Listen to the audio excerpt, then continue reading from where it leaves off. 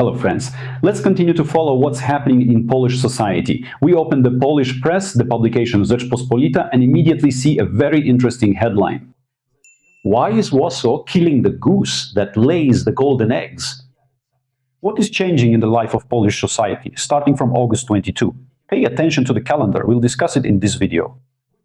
Please like and subscribe to the channel. Friends, thank you so much, I appreciate all your support. Don't forget to like for aerodynamics and for the working class as well.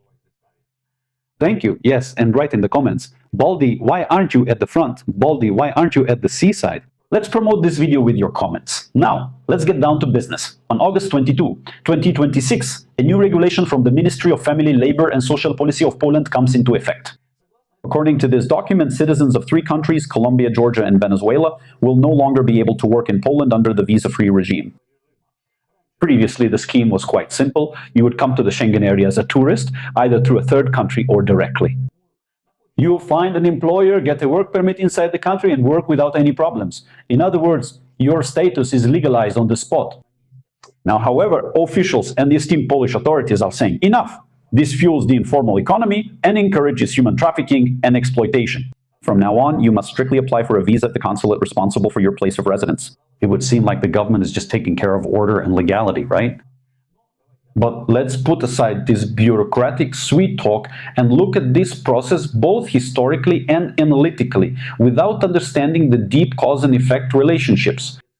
How does all this affect the economy, right? And by the way, here we have an economic paradox when reality collides with paperwork. Let's look at the numbers, because numbers are, let's say, as those who drink wine know, it's like dry must, from which real policy is squeezed out.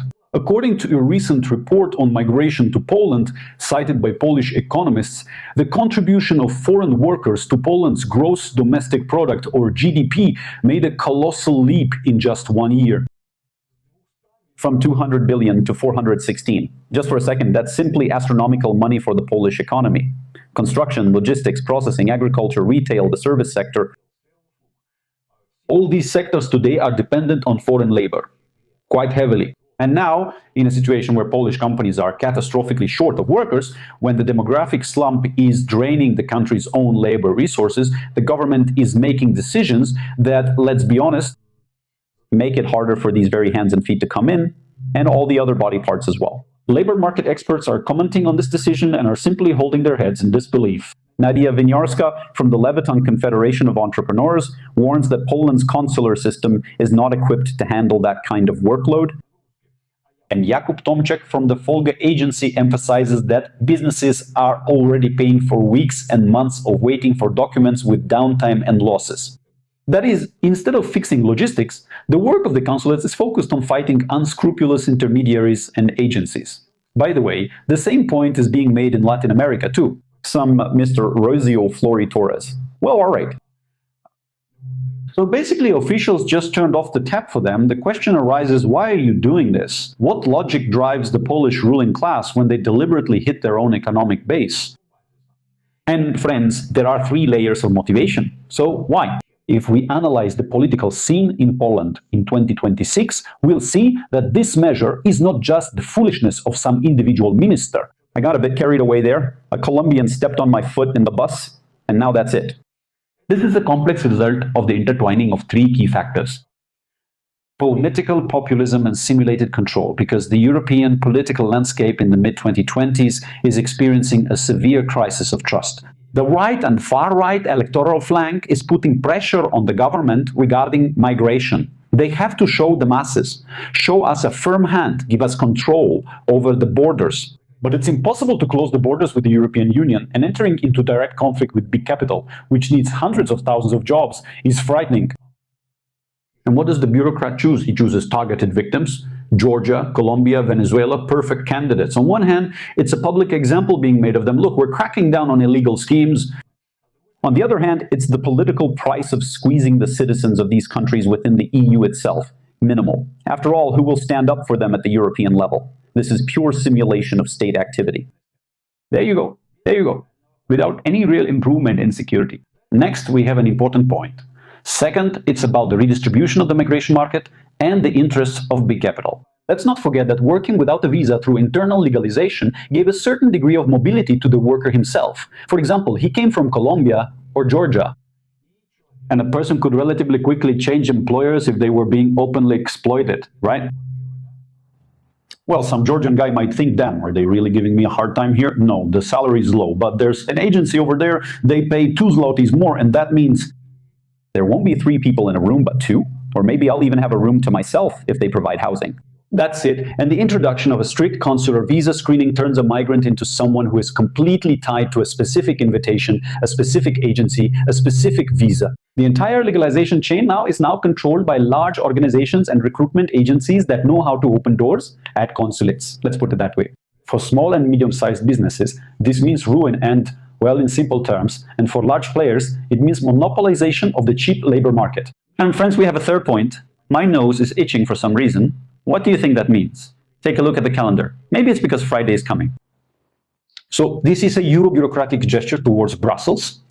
In the context of pan-European discussions about tightening the external borders of the Schengen area, Poland was regularly criticized for turning into a black hole through which citizens of third countries enter the European Union under the guise of tourists, but then disappear into the internal labor market. By closing the visa-free route for workers for Colombians and Venezuelans, Warsaw, well, is making this kind of report for Brussels. Look, dear friends, we have brought our laws in line with the general European concerns. Give us, say, 15 billion, or better yet, 25, because we're just like that. The question arises, what will the authorities do and what is the price of this policy? This is where, in my opinion, things get most interesting. What will the authorities do when they face the inevitable consequences of their own decision? They will do exactly what the administrative apparatus always does in such situations. They will create new problems or try to fix the old ones. What else could they do? Trying to send the entire flow through the consulate will just lead to massive bottlenecks. Appointments for submitting documents will start being sold under the table on the black market, as has happened more than once in the history of the Polish visa system. Yes, we all remember the visa scandal. So instead of fighting it, the authorities will simply move the informal economy from staffing agencies in Wrocław and Warsaw to the lines in front of Polish consulates in Tbilisi, in Bogota, and wherever else. And here's another question. When construction sites start shutting down and crops begin to rot in the fields due to a lack of workers, regulatory bodies like PIP, that's the Polish Labor Inspectorate, the State Labor Inspectorate, will start receiving unofficial instructions not to hassle key enterprises. As a result, those same workers will continue working, but now in a completely unofficial status with no rights, which makes them even more vulnerable to real extortion and exploitation, which the preamble to the new decree so beautifully claims to fight against. And of course, let's not forget about the poor guys, the end consumer, because for them there will definitely be an increase in costs. When a business pays for downtime, it doesn't deduct those losses from its profits. It passes them on in higher prices. Do you want to build an apartment? A house? You pay more because the developer waited 3 months for a crew. Are you buying groceries? Well, you'll have to pay more for logistics and for harvesting. Well, friends, what can I say? Conclusions, right? History doesn't deal in what-ifs, but it offers plenty of analogies. An attempt to solve a deep structural imbalance, namely the catastrophic need of a developing economy for labor in the context of an underdeveloped and corrupt administrative system with yet another prohibitive document, always leads to the same result. The law, which comes into force on August 22, 2026, is a classic example of how the state superstructure it is driven by short-term political expediency and the desire to report that, look, we've put everything in order. It directly contradicts the objective needs of its own economic base. Well, actually, treating a disease by banning its symptoms is a favorite pastime of bureaucracy, and not just in Poland, for heaven's sake. This has happened at all times and among all peoples. Will this help the Polish economy, which generates hundreds of billions of zlotys thanks to migrant workers? As you can understand, that's a rhetorical question. So basically, that's all. Yes, that's it for now. Friends, thank you very much for your attention. Take care of yourselves and your loved ones. And a big shout out to the working class, turners, feeders, milling machine operators. If I forgot anyone, let me know. See you next time.